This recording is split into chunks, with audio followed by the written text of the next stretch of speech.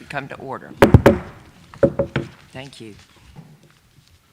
Call on Mr. Stephen Gilchrist to lead us in our invocation. Thank you, Madam Chair. Let us pray. Lord, we come before you today with grateful hearts for the opportunity to serve and to gather together as a community within the South Carolina Public Charter School District. Bless our students, our teachers, our staff, our administrators, and this board with wisdom, guidance, and strength as we embark upon this journey of learning and growth. May your light shine upon us, filling our school district with love, unity, and positivity. Help us to always strive for excellence and to support one another in our endeavors. Lord, bless us to always act justly, love mercy, and walk humbly with you. For it is in Jesus' name we pray, amen. Amen. Well, I think we can adjourn now. That was beautiful. And now for the Pledge of Allegiance. Coach Billy Strickland wishes he could be here, but he's on a road, and so Dexter Davis is going to take them. Stand. I pledge allegiance to the flag of the United States of America and to the republic for which it stands, one nation, under God, indivisible, with liberty and justice for all. Thank you, Dexter. And Kip Miller will read our mission statement. Yes, good morning. The South Carolina Public Charter School District authorizes, champions, and supports the creation and advancement of innovation K-12 public charter schools that provide access to academic opportunities for every student in South Carolina to reach their fullest potential. Thank you. We now have the roll call. We believe that board member Randy Page is online with us. Do I see him? There he is. Okay. And Randy said he could. I'm not getting any audio. I don't know if y'all can hear me or not. We can hear and see hello, you. hello. So, Hello. I'm sorry? This is Jonathan. Oh, John. Hey, Jonathan. This is on too. John. I'm not hearing I any don't hear audio. it. Yeah, We don't I think see they had it. Jonathan, but he's I think there. they just turned it on. Are we ready? Or, do we have audio now? Yes. Okay. Are you ready for roll call, Madam Chair? Yes, we are. Okay. Very good. I'll begin. Mr. Butcher. I'm here. Mr. Butcher is present. Mr. Davis. Present.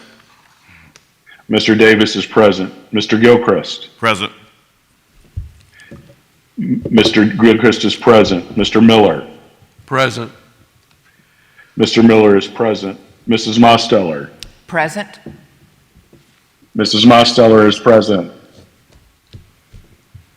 Dr. Pope. Present. Dr. Pope is present. Dr. Strickland. He's on the interstate. He's en route. Dr. Strickland, is he there? No, he's en route. Okay, very good. Madam Chair, we have a quorum. Thank you. And now we will move on to the consent agenda. We do need a motion and a second for approval of the agenda for today, May 9th meeting. So moved, Madam Chair. Thank you. Second. Thank you. All in favor? Aye. Aye. The motion easily passes. Thank you. Additionally, we need the approval for the minutes from the March 14th, 2024 meeting. A motion and a second. So moved. Thank you. Second. Second. All in favor? Aye. Aye. Thank you. Aye. Be sure to get that. We'll be sure to get that. Do we have any public comments at this time? Madam Chair, we have. Okay, thank you. We'll begin with informational items, and the first one we will go to is Elizabeth Beth Phibbs, retirement recognition. Okay.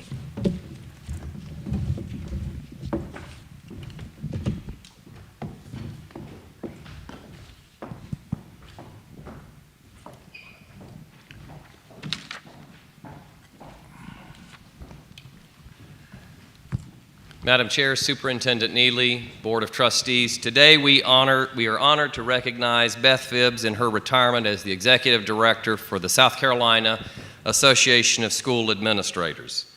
Beth has served as the Executive Director of SCASA a professional organization of over 3,600 principals, superintendents, and school leaders since April 2015. In her tenure as executive director, she oversaw the relocation of SCASA to its current beautiful facility, which became home to the Center for Executive Education Leadership, or CEAL, a program in which many of our staff have participated. Prior to being the executive director, she served in key positions within that organization since 2006. Prior to SCASA, Beth served at the South Carolina Department of Education for 15 years, working in the areas of career and technology, blue ribbon schools, education policy, and leadership. She played a crucial role in establishing the Office of School Leadership and served as the program director for the School Leadership Executive Institute's Developing Aspiring Principals program. In addition to political and State Department experience, which shaped public educational policy and critical education decisions, Beth also has educational experience as a nonprofit administrator and teacher. Through her unwavering dedication, visionary leadership, and exceptional service in education, Beth has left an indelible mark on South Carolina's public educational policy landscape and educational leadership, ensuring a lasting legacy for years to come. Beth, on behalf of the South Carolina Public Charter School District's Board of Trustees and staff, we recognize and congratulate you on your retirement, and we wish you the very best in your future endeavors.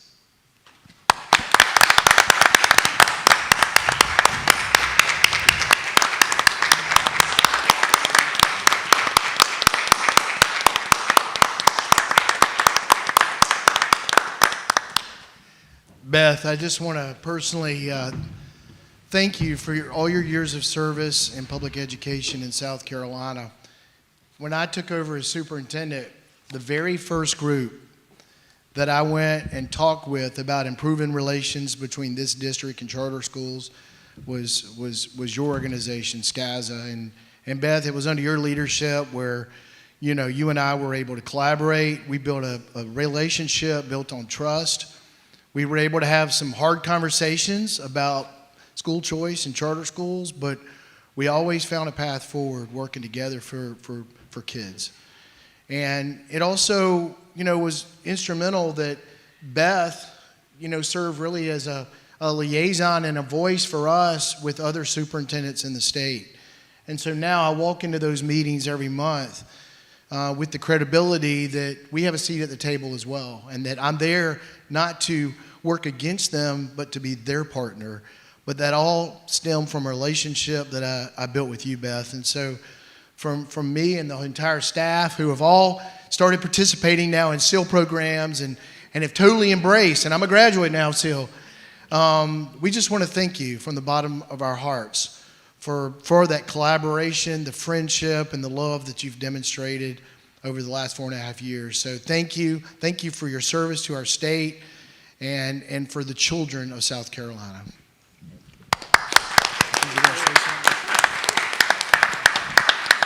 Thank you.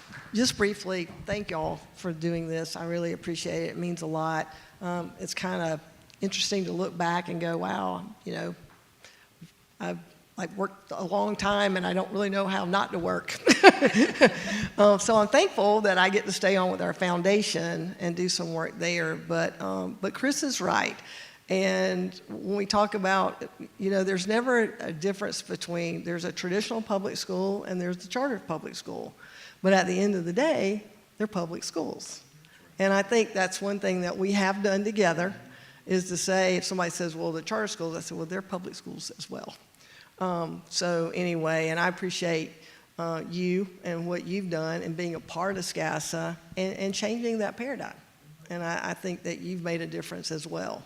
And your members that are your staff that have been participating in SEAL, and I think, when people get to know people, then it starts changing the way they think. And it's about the relationships, not the position. So anyway, thank you again for doing this.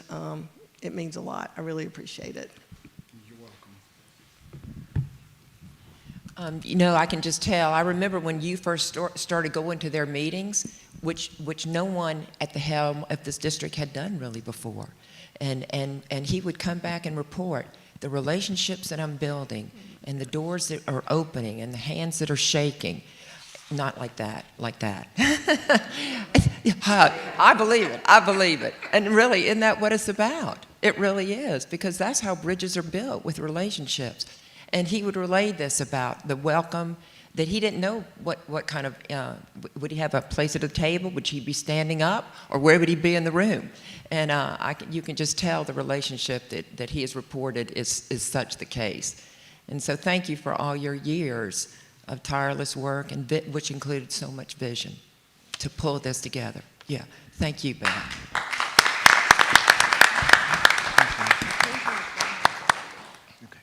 Thanks. She's got to go back and do work at the State House.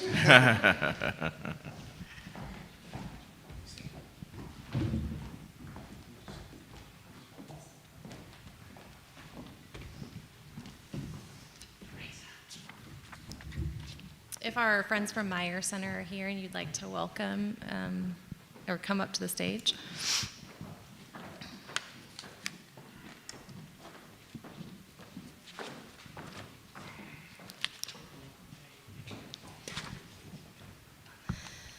Madam Chair and members of the board, the Meyer Center for Special Children opened its doors in 1954 in Greenville, South Carolina. Dr. Leslie Myers founded the Meyer Center with a simple vision: in the right environment, every child can learn. The mission of the Meyer Center for Special Children is a nonprofit specializing in early education and intensive therapy services to empower children with disabilities to reach their maximum potential. We're proud to say that the Meyer Center has accomplished its mission time and time again, as evidenced by 70 years of service to the students and families of South Carolina. We value our partnership and the professional collaboration we share with the Meyer Center board members, leadership, staff, students, and families. Today we have before you a worthy cause to celebrate. Congratulations to the Meyer Center for Special Children on your 70th anniversary of operating a charter school in South Carolina. The district celebrates you for putting kids first and fostering excellence in education for 70 years. We look forward to your future as the best is yet to come. Congratulations.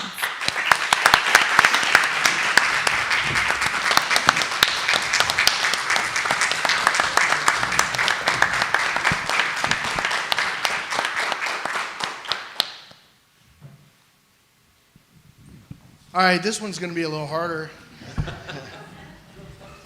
It's a little closer to home, and I appreciate y'all being here. And I enjoyed the golf tournament.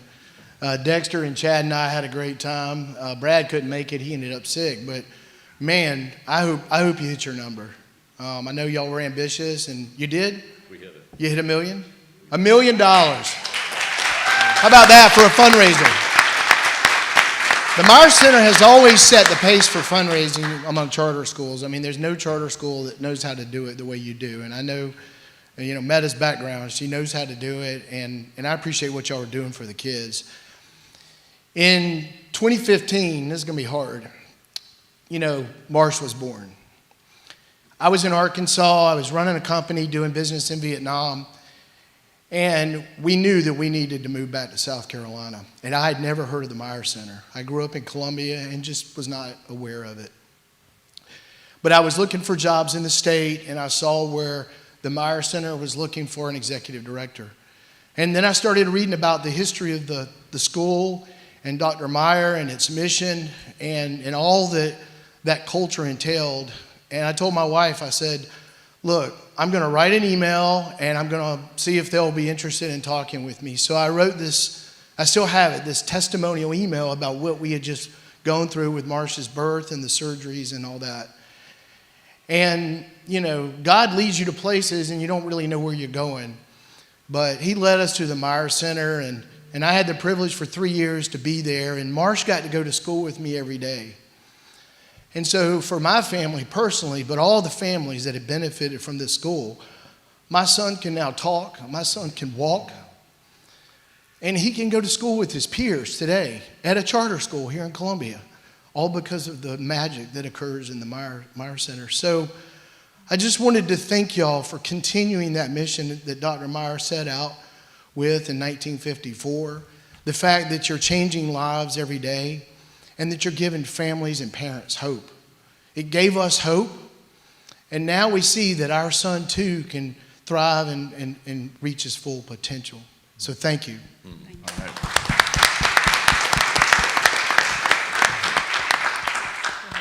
Well, thank you very much, and for those kind words. I too, I'm a grandfather of a student at the Myers Center, and that's how I got involved in this. And now I'm the president of the board, and I am actively and totally all in on this school because of what they do for our community.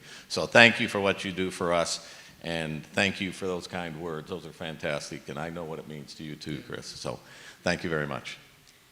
I wanted to say thank you. Thank you for this honor. It's we've been part of the district since 2017 under Chris's leadership, and I just want to thank the staff because we don't always fit so neatly in a lot of the holes in public education, and you guys are very supportive and helpful, and I just want to say thank you to you guys in helping us along this journey.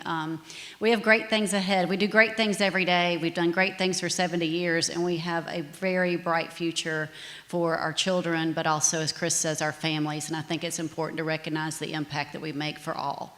So thank you all.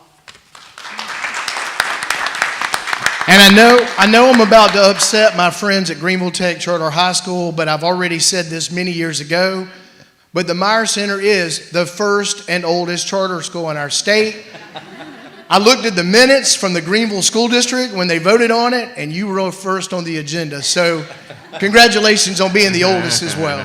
Thank you. Thank you. Thanks again. Yeah. Thank you.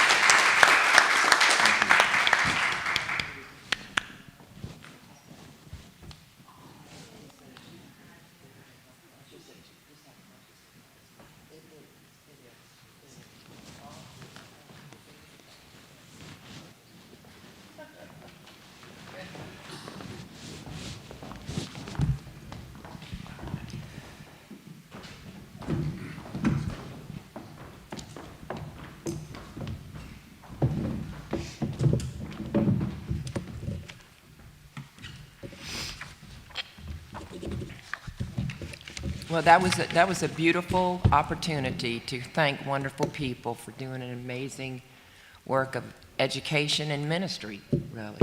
So thank you.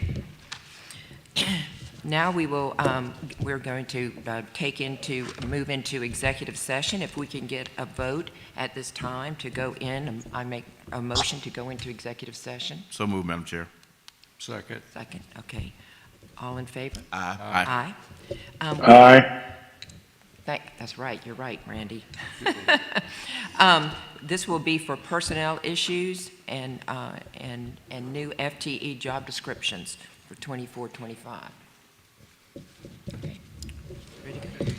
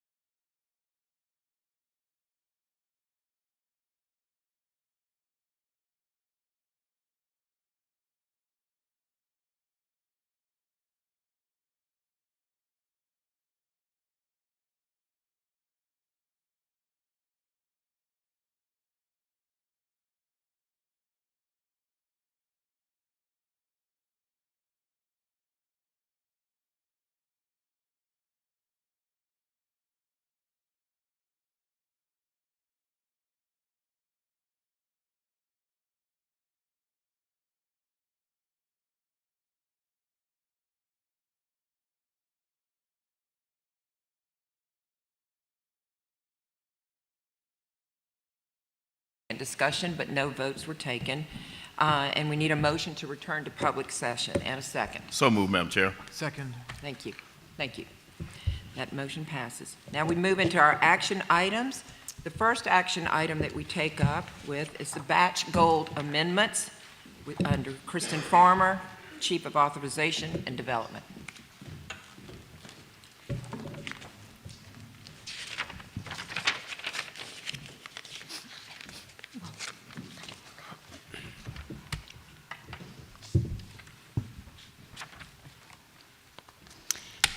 Good afternoon, Madam Chair, members of the board, Superintendent Neely. Trustees, as you recall, at the January 11th board meeting, you approved the new District Accountability Framework, the AFO Index. As we move toward the implementation phase, PCSD Charter Development staff continues to encourage all schools to review and revise goals. This ensures that charter goals are updated and relevant, rigorous but attainable and measurable, consider baseline data, provide annual or biannual benchmarks, and span the length of the school's charter. Charter school autonomy allows each school to design goals that best enable it to measure the progress and growth of its students.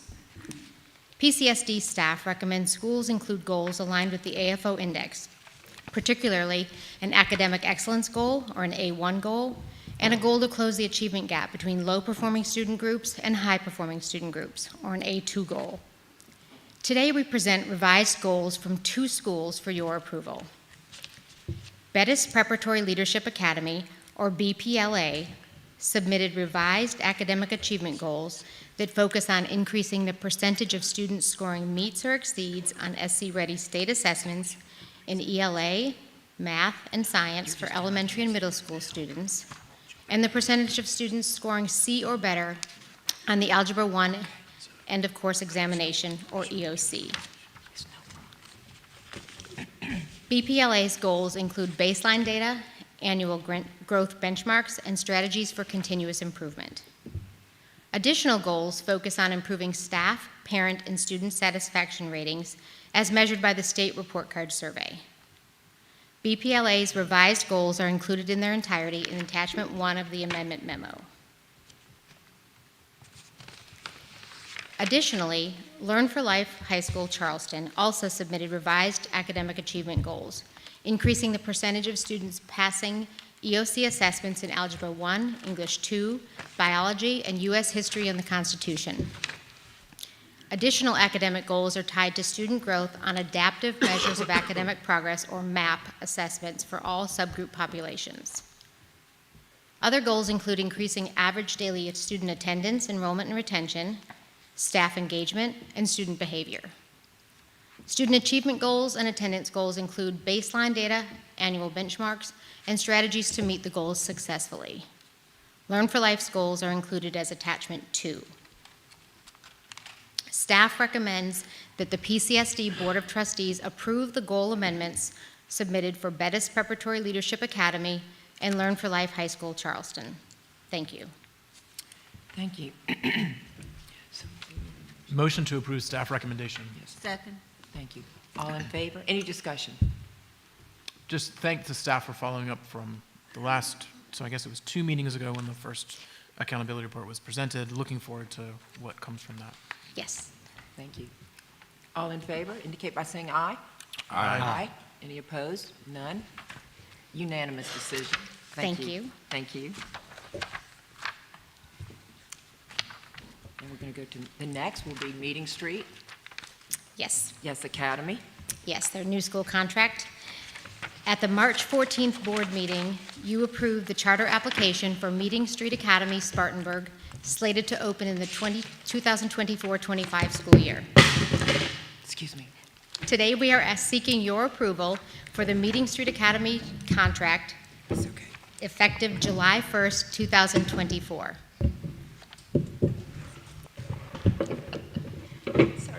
Sorry. A copy of the new charter contract signed by the school is included in your binders. We respectfully request the board's approval of the contract and ask the board to entertain a motion to grant Chairwoman Mosteller approval to sign the new charter contract for Meeting Street Academy. Thank you. Thank you. We do need a motion and a second to put this on the board, on the I'll floor. make that motion. Excuse me? I'll make that motion. Okay, is there a second? Second.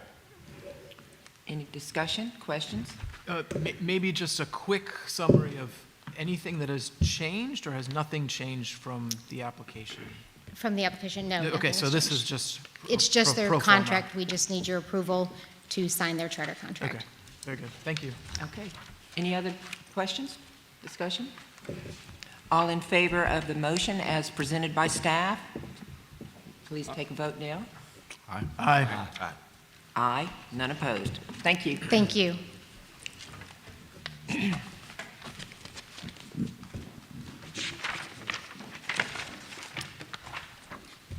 now, so who's going to get Okay, Jill, okay.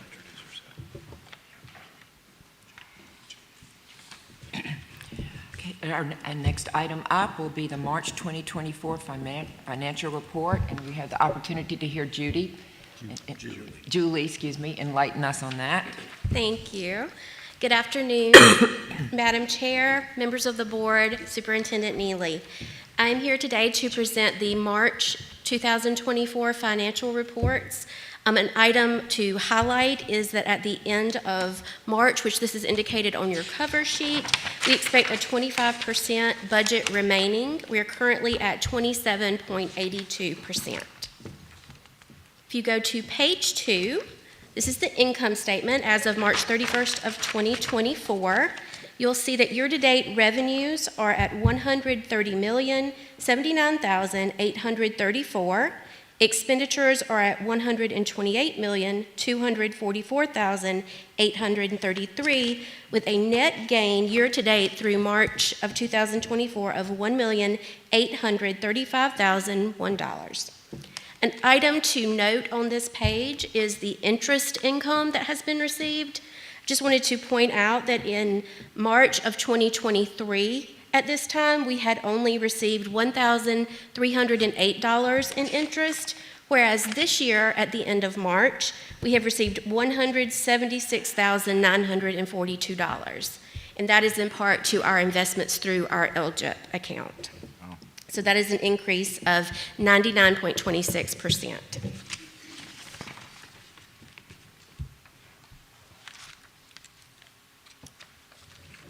Okay, sorry. If you'll move along to page 3, the statement of revenues, expenditures, and change to the general fund balance. Let it be noted that the actual month-to-date expenditures and revenues will be listed for March of 2024. Revenues through March are $554,481. Expenditures are sitting at $774, which is an increase in our fund balance for the month of March of $225,707. Year-to-date increases, the fund balance has increased by $444,840, sitting our preliminary fund balance at March 31st at $2,763,752. We did want to note that forthcoming in our next meeting, we will be asking for an amendment to clear up any negative balances, and I know that's something that Nick has mentioned in previous meetings. We do that every year just to get everything cleaned up before audit. If you move along to page 4, you will see our expenditures by department. Leadership had an approved budget of $1,810,404. Year-to-date expenses total $1,278,776, leaving a remaining balance of $531,628, or 29%. Sponsor performance started with a budget of $711,165. They've had year-to-date expenses at $463,959, leaving a remaining balance at the end of March of $247,206, or 35%. Support and implementation had an approved budget of $899,128. Year-to-date expenses through March equal $617,753, leaving a remaining balance at the end of March of $281,376, or 31%. Financial Services and Operations had an approved budget of $650,769. At the end of March, we had year-to-date expenses totaling $578,149, leaving a remaining balance at the end of March at $72,620, or 11%. And as an overall for district office, the budget was set at $4,071,466. We have expended $2,938,637, leaving a remaining balance at the end of March of $1,132,829, or a cumulative 28%. And the final page in your packet, which isn't numbered page 5, but it would be your page 5, is a report that we receive monthly with our payments from the South Carolina Department of Education.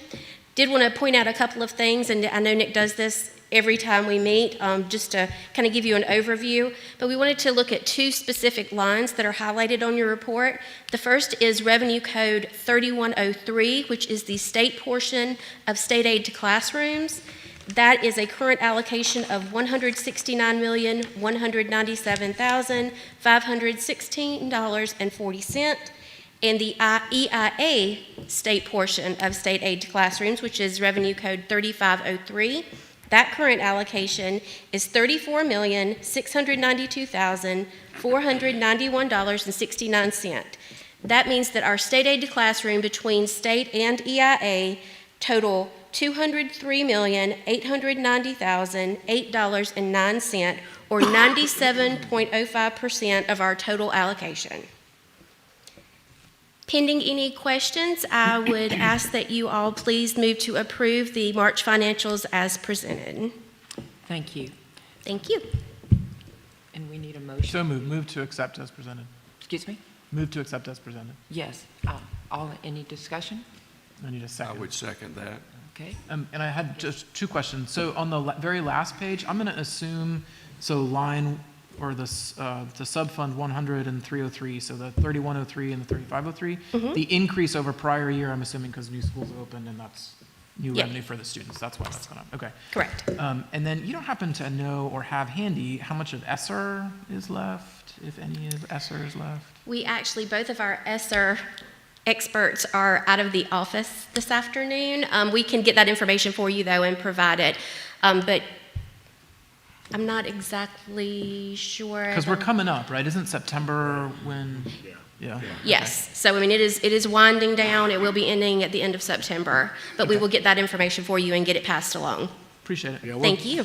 We'll do a follow-up email and give you a ESSER balance update. Thank you. Would that be county, by county, in that assessment, when you give that ESR? The ESSER by school? Yeah, by school. Would it be by county or by? No, we can tell you by school how much they have remaining. Yes, we can tell you a district total and by How much school. is available for the county?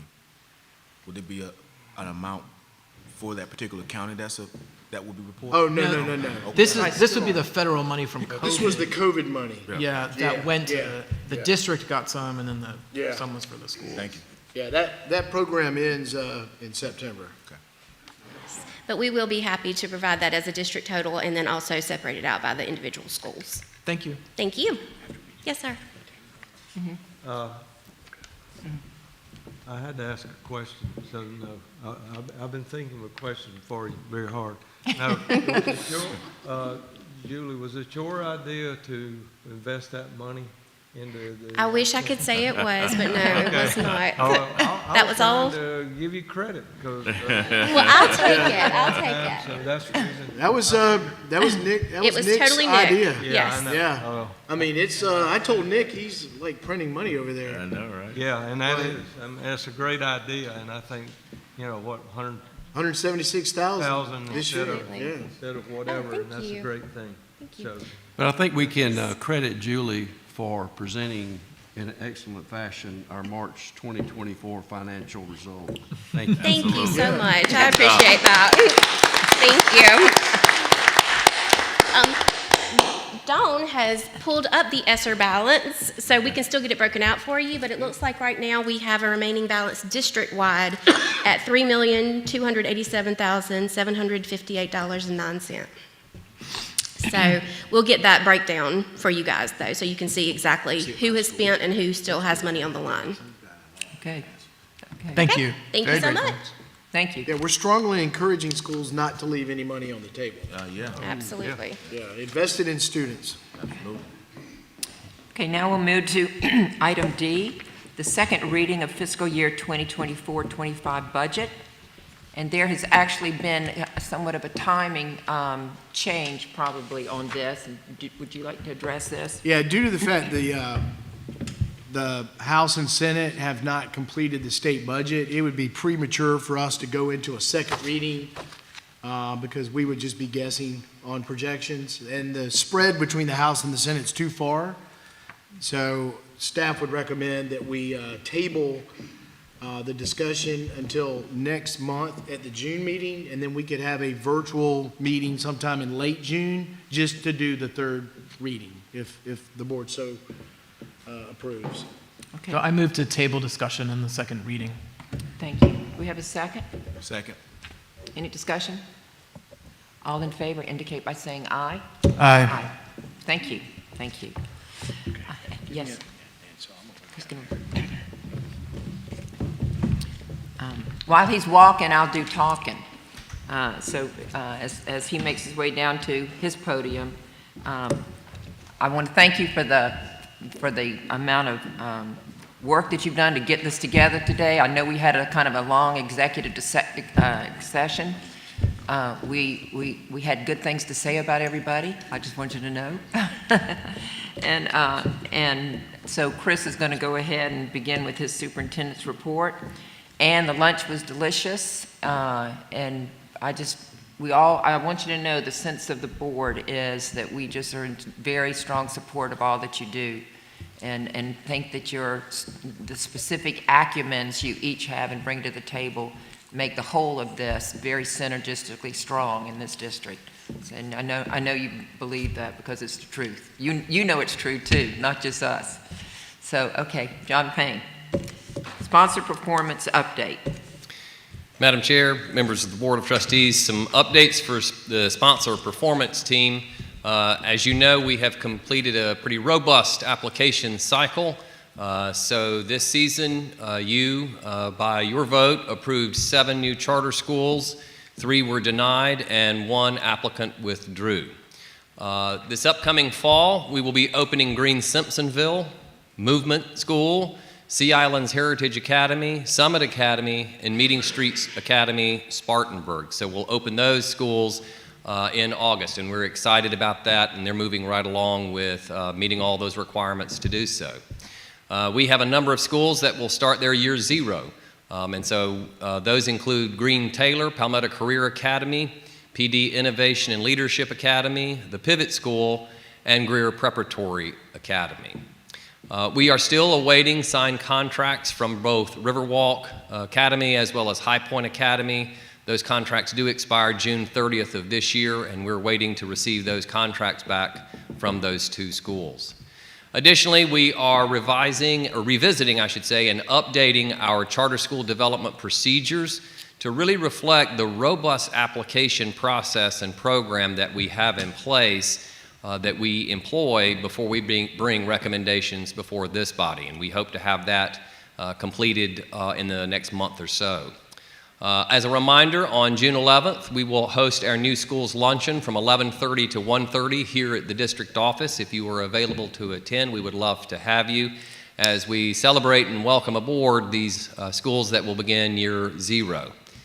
And even though we are just closing up the 2024 application cycle for 2025 for us begins July 24th, when we will host our summer event where interested parties that have reached out to us over the past number of months, we'll bring them in for a short kind of half day, 3/4 of a day, and talk about the whole process. And this will happen in advance of the November 1 letters of intent that have to be submitted for applicants next year. So we are moving along with that. In terms of some non-material changes, just to apprise you of, Movement School in North Charleston has requested to change their name to Movement School Bridgeview. They felt strongly that this enabled them to, by including this this name change, it gave them more of a sense of community and made those connections there. They also have asked for an enrollment decrease that does not impact their budget. In fact, what they found is that they could take on fewer students to start with the intent that they will be able to not overpromise and underdeliver. They believe that by having fewer students starting out, they're going to be much better poised for success as they get that school started. Palmetto Scholars Academy has asked for an enrollment increase. That is, they have additional space, and so they're asking for that, which will, of course, enable them, specifically for 6th through 9th grade, to increase their number of students attending that particular school. They have the space available for it, and that just adds to their budget as well. Last but least of all, Sea Islands Heritage has asked for a enrollment decrease, specifically for years 1 and 2, while they are in their temporary facility. As you know, they had very impressive plans for their permanent structure, but regrettably they're just a little bit delayed in doing that, so they'll be using this temporary facility for year 1 and year 2 and have asked for an enrollment decrease. So these are non-material changes that these schools have submitted that we wanted to inform you of. If there are no questions, I will pass it along to Ms. Baker. Thank you. I actually just had one quick question. The contracts that haven't been signed, any concerns with those, or any reasoning? Have they communicated with you about it? Our legal counsel is working with those schools' legal counsel to as they negotiate the contract. So we're hoping to have those very soon. So it's just a matter of negotiating the details of what's in them. Yes, sir. Okay.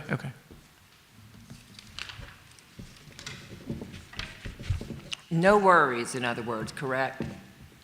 No worries. We are anxiously awaiting getting those contracts since the contracts do expire June 30th and we have our June meeting, so we've been diligently working with them to hopefully get those signed and get those executed and bring before you. Okay, thank you. Thank you, John. Now welcome Emily Baker for support and implementation update. Good afternoon. Madam Chair, members of the board, I would like to continue the ESSER conversation that you inquired about earlier. If I can do this properly. There we go. Okay, so as you know, ESSER 3 is winding down. ESSER 3 expires this September and must be 100% spent by the end of the year. Okay, we are currently supporting our schools and making sure that they have clear communication in those timelines. So schools by July the 10th, that is their deadline for reimbursement from the district. August 16th, anything that is remaining, the district will then amend so that we can spend those final funds, and we commit to having 100% of that wrap up by the end of the year.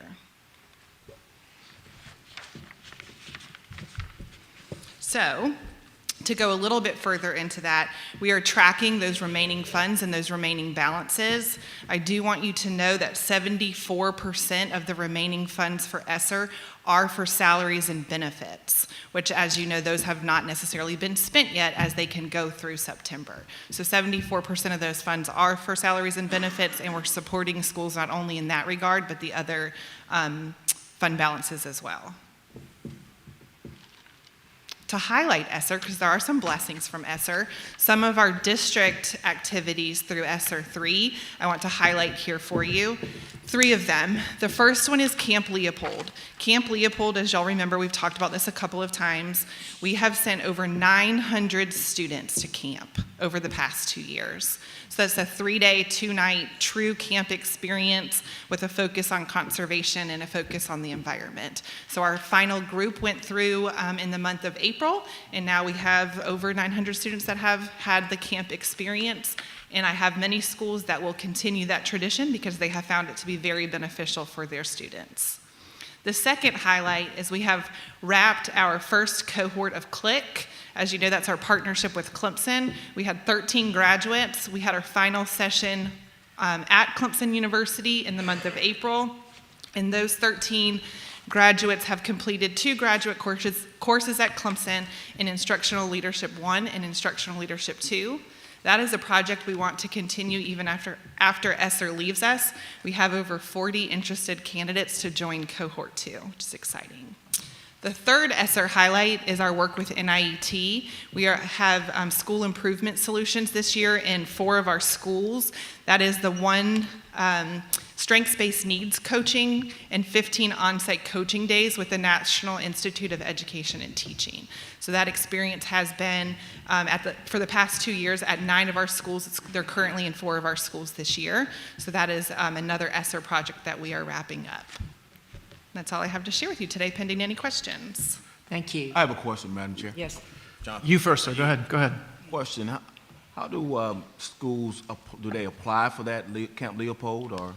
So with ESSER funds, we had a relationship with the South Carolina Waterfowl Association, which runs Camp Leopold. So we went to them with ESSER to see what other creative ideas could we truly immerse students in the standards, especially those science standards. And so that partnership grew through ESSER. We've now made that connection with our schools to Camp Leopold, so they'll continue that. So they chose to go. They signed up chose to go. There were certain grade bands that could go, 3rd grade through 8th grade. Okay, so a school that may not be aware of this, can their site where they can? So it's not necessarily an application, it's open to anyone. Okay. So Camp Leopold just has their open calendar, and they take one group of students every week, Monday through Wednesday, and another group of students every week, Wednesday through Friday. Okay, thank you. You're welcome. If 74% is salaries and benefits, do you know where is that going to come from after September, December? That was my question. Yeah. So we have really been supporting our schools for the past year and a half, knowing that ESSER is rolling off. As y'all know, we have said many times, ESSER has been a blessing, and there's also some sides of it that weren't very blessed. But one of the blessings was schools were able to carry some salaries and benefits there. For this past year and a half, we have supported them to have their transition plans as ESSER rolls off. So they do have a plan. I do know that some schools are not keeping some positions that they were able to have during ESSER as a blessing, but they have those transition plans school by school. So you're saying in some cases, some positions just won't be kept? That is correct. Okay. Thanks. You're very welcome. Okay. Thank you, Emily. My question. And now Emily. For strategic plan update.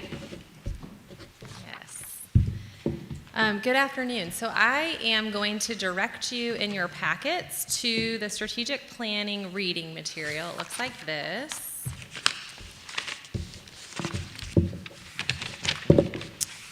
And I'm just going to give you a quick overview of this, but before I do that, our strategic planning retreat is next week. It is at Senate's End and starts at 10 a.m. on the 16th. So we would love to see all of you there and participate in that. But before you come to that, I need you to take some time and read through this packet that's in your board packets. So this is all of the information that was collected through our stakeholder surveys, the conversations that you all had with Stan, surveys that our staff did, and surveys that external folks like our school boards and our schools did. So if you flip over to page 3, you can see the different percentages of the groups that responded to the surveys. We had 88% of the board, 50% of our external stakeholders, and 100% of staff. Those numbers compared to the last time we did those surveys have increased greatly. I believe Stan said we only had 25% of external stakeholders last time, so that's a great improvement. If you flip to pages 4 through 8, that's where Stan details out and kind of compiles all of the information received. Those are all in bullet forms. The bullets that appear at the top of those lists are things that were shared more frequently, and then as you make your way down that bulleted list, the bullets that are at the bottom are things that were shared less frequently. So the next 4 pages are information that you shared, information that staff shared, and then stakeholders shared, broken down by group. On page 9 lists out our focus areas. Those are remaining very similar to what the focus areas were in the last strategic plan. We just, the strategic planning committee made a few changes to the language in the actual focus areas, And then, of course, developed some draft goals based on the stakeholder input. On page 10 is the teams that we hope to be working in at our retreat. So we have divided up the staff as well as the board to work in groups of about 10. At the retreat, each of the groups will be assigned one focus area where you will be working together to draft the objectives for each of those goals. And we tried to choose teams based on your skills and content knowledge and things that we think you have to add to that focus area. So we hope that we made some good choices there. And then finally on page 11 is the agenda for the day.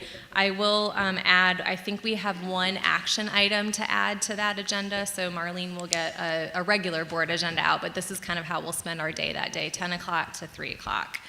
So I just wanted to kind of very briefly walk you through what's in that packet, but if you could please, before the retreat, spend some time reading through that feedback so that you can come in, and the staff has the same packet, so you all can come in prepared to contribute to the groups that you're assigned to.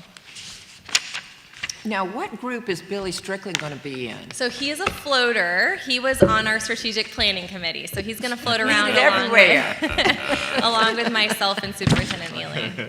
Get there. What? I'll start on Wednesday coming, so I'll make it at 10. Okay. Any We're looking forward questions to it. for me? Any questions? Thank you very much. Emily, let me just say one thing. You have been such a pioneer in the implementation and keeping up with what are the governing principles of the strategic plan, and we really appreciate that. Your reports every month on that are bringing these concepts to the ground and ready to run, and it's a very neat process to see. The conceptualization to actualization. Thank you. So I thank you for that. You've been that constant person building this as it goes with Stan. Yeah, that's what I was going to say. I yes. really appreciate the opportunity. Last year I had monthly coaching sessions with Stan, and he helped me figure this all out, and I really appreciate that. But the staff is really the one that's doing the hard work that I'm just able to present out to you. So well, kudos to them. it's neat. And actually at our retreat, I'd enjoy hearing some of the internal decisions y'all have made, some of the processing and what ingredients were baked into this. So I would be enlightened by it. It would be a positive thing. Thank you. Okay, thank you. And now the man who needs no introduction, Chris Neely. Sounds like something somebody else I know would say, whose name will be not spoken today. I appreciate the opportunity to come before you, and I appreciate the work y'all have done today in executive session. I know that was long, but lots of things going on in charter world, and we just want to make sure you're apprised. For the superintendent's report, we've had a lot going on. So, Dexter Davis just jumped right into this board. I mean, he just went head first. And when we started talking about workforce centers of excellence, Dexter said, well, I've got this great opportunity for us to present at Clemson for their Global Tire Conference. And he said, maybe we need to talk about workforce centers of excellence and charter schools at this conference. So I joined Dexter, and we had the opportunity to also be with Secretary Lightsey, the Secretary of Commerce for the state of South Carolina, and we talked about workforce centers of excellence and workforce and how charter schools are contributing to try to decrease the shortage of workers we have. You might recall I said that the South Carolina Department of Employee Workforce estimates we're about 300,000 people short in our workforce for the jobs that we have now and in the future. And so, we want to do what we can to impact the lives of students and give them every opportunity at a good job. And on that note, just yesterday, and it's on a different slide, we had what's called Career Signing Day. So we wanted to do more of those. You've heard us talk about the Purple Star program. Our schools, Liberty was the first, and Pace, the picture to your bottom right, they were the second school to become a Purple Star school. And we were able to celebrate with all their families and students and faculty and staff their designation. And that means that they're intentionally focused on supporting our military children, which is so important. The average military child moves around between schools 7 and 8 times during their school life. And so there's a lot of disruption, a lot of anxiety because mom or dad deploying. And so we want to make sure that our schools are leading the way. And we're working with our South Carolina Department of Veterans Affairs and General McCaffrey and his staff to get all of our charter schools on board to do this. I will also add that we were supporting with the Speaker of the House and Liberty's team a bill in the General Assembly to allocate 20% of charter school seats for military children who move in. Many times they move in during the middle of the year, and they're denied school choice because lotteries have already occurred. So that bill, my understanding, should have its concurrence today, hopefully. So that will be an important, next start in terms of us telling really the world, because we have military members from around the world that move here, as we learned from Liberty when they had their lottery last year, that South Carolina is open to school choice for our military kids as well.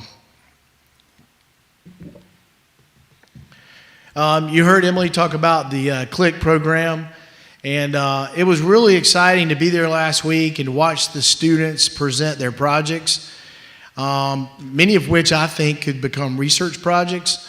So, excited about the growth of that program. As Emily said, we've got over 40 of our school leaders and teachers that are interested in being part of that program. So, again, this is, I think, helping educate, quite frankly, our colleges and universities on what school choice looks like. I think many of them have a concept in their mind, and a lot of times there's a lot of myths to that. So I think with us partnering, it helps educate them and then expands leadership opportunities for our school leaders. You'll see on the top right that Chad and Dexter and I, we played a little golf last week. That's the first time I've played golf since I've been here in 4 years. But it was for a good cause. It was for the Meyer Center. And as you heard earlier this morning, they raised over $1 million for that school. They operate this golf tournament over about 6 different golf courses in the upstate. And I will tell you, I did not contribute much. Dexter did his part, but Chad was the ringer in the group. Where's Chad? There he is. Yeah, Chad was the golfer. I was just out there wearing a ball cap. But anyway, we did make Chad get in front of the Tiger flag. It was a little difficult, but he did it. Let's give Chad a round of applause. Yeah. Oh, Tigers, Chad. He was a good sport about it, and I gotta add, Dexter knows everybody. So afterwards, he's like, "Hey, let's go see Coach Sweeney." Oh yeah. And then Coach Sweeney wasn't in town, but we ended up going over to the athletic facility, and I didn't know if Chad was going to walk in because Dexter said, "Chad, once you walk in that place, you never come out with that garnet blood." But anyway, all that to say, we got to meet some of the players and all. But Dexter, I appreciate your participation in that. That tournament is important, and having run that tournament before, they need every dime they can get for the Meyer Center. Yesterday, we were at Midlands Middle College for their career signing day. So, thinking about that sports theme, everybody has seen the athletes in high school, and they have their signing ceremony, and they're there with mom and dad, and they put on the ball cap of choice. There's 3 or 4 up there on front, and they put it on, and that's a big day, and I've done that with my own daughter before. But this is for students that are choosing careers, and they get to put on the cap of their employer. And Sal, our student at Midlands Middle College, love his story. Comes from a single-parent home, was going to another traditional high school in the Midlands. It wasn't working out. He got lost. His mom found out about Midlands Middle College. He transferred and has thrived. And then yesterday, he just earned a very high-paying job in the automotive industry, in a very technical area of that industry, and was very excited to be with him and celebrate this career opportunity. I mean, the sports stuff's fun and all that, but this is real. This is the real world. All athletes, Dexter, eventually they got to go to work, right? Absolutely. Yeah. I learned golf. Yeah. You know, there's two events now that really stick out in my mind that this staff has put on that have been really special. And some of you came to our school leader summit 2 years ago during Thanksgiving, and we had a Thanksgiving blessing celebration and leadership opportunity. The second was our Teacher of the Year celebration and luncheon yesterday. And we're going to do this annually now. We celebrated our Teachers of the Year. And these are just some of the photos. And we had our state superintendent there. We had our state Teacher of the Year there. Our chair lady was there. And but we had all the families and the school leaders for our Teachers of the Year there to celebrate them. And I was really excited to find out what the results were. The staff would not tell me. I didn't even know who was on the panel. I still don't. But Dr. Michelle McDonald from Liberty STEAM Charter School was named the District Teacher of the Year.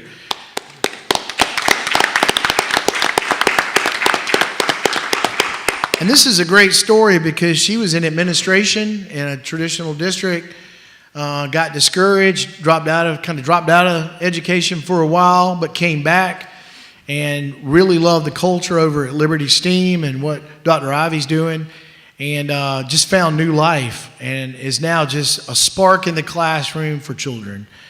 And so we're really excited about her being an advocate for teachers in our district around the state. And we'll be bringing Dr. McDonald here to the Board of Trustees meetings in the future so you get a chance to celebrate and meet her. Mm-hmm.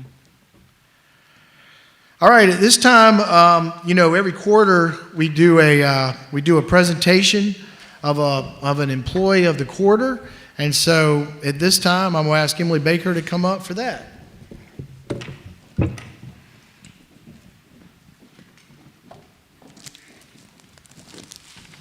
Superintendent Neely, if I may, from the previous slide, you saw a young lady that was crying. She was crying from tears because we had a video playing of students and staff from their homeschool sending messages to the Teacher of the Year. But that was Madison Mott. And Madison Mott's pretty cool. She was not only a district top 5 finalist, but she was a York Prep student and is now a York Prep teacher and has been named York Prep's Teacher of the Year. So cool story there. Full circle moment for York Prep Academy. All right, now on to the next business. Madam Chair and members of the board, it is my pleasure to announce the Quarter 4 Staff Recognition recipient for our Core Value Award. Allow me to share this nomination narrative with you. I proudly nominate Chad Higgins to receive the Core Value Award as recognition of his dedication to the staff and facility. Since joining our team, Chad has consistently demonstrated a remarkable commitment to collaboration, teamwork, and excellence in his work. His attention to detail and his unwavering dedication to ensuring that we embody kids first have been truly commendable. No job goes unfinished with Chad, including my closet. And he always follows up. He consistently goes above and beyond in his responsibilities, and his positive attitude and willingness to support his colleagues have had a significant impact on our team dynamics. It is clear that Chad takes great pride in his work, and his efforts have not gone unnoticed. He consistently sets an example for others to follow with his vast knowledge and expertise, and his contributions have greatly enhanced the overall success of our organization. Chad is also a new father, so he's not getting much sleep at night, but he does perform and show up for us each and every day. So congratulations, Chad.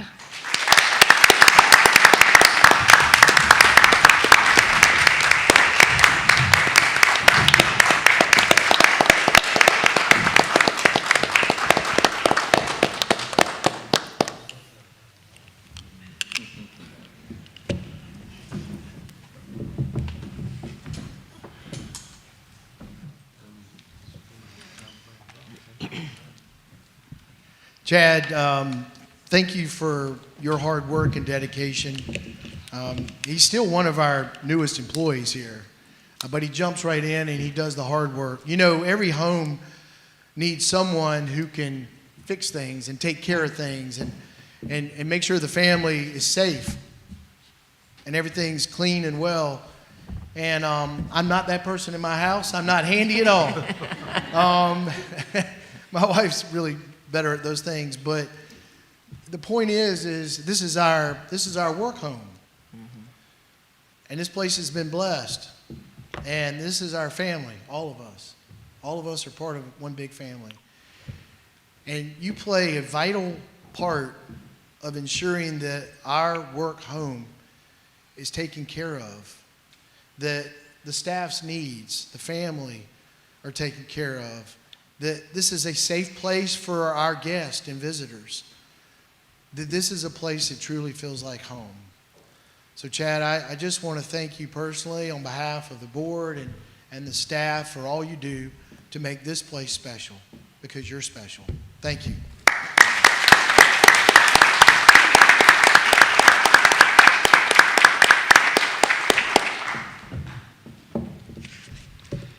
Few more things here, and I don't have slides for these, but you know the radio show continues on. You know, it seems like just recently too, I've had more and more people stop me and they say, "I've heard you on the radio with Kevin Cohen talking about Kids First," and I think people are really starting to get the message here in the Midlands. And I wish the show was broadcast statewide, because we really want to be more intentional about our external efforts and about, you know, telling the story. Story is important. State Superintendent of Education Weaver yesterday was talking about stories, the top power of stories.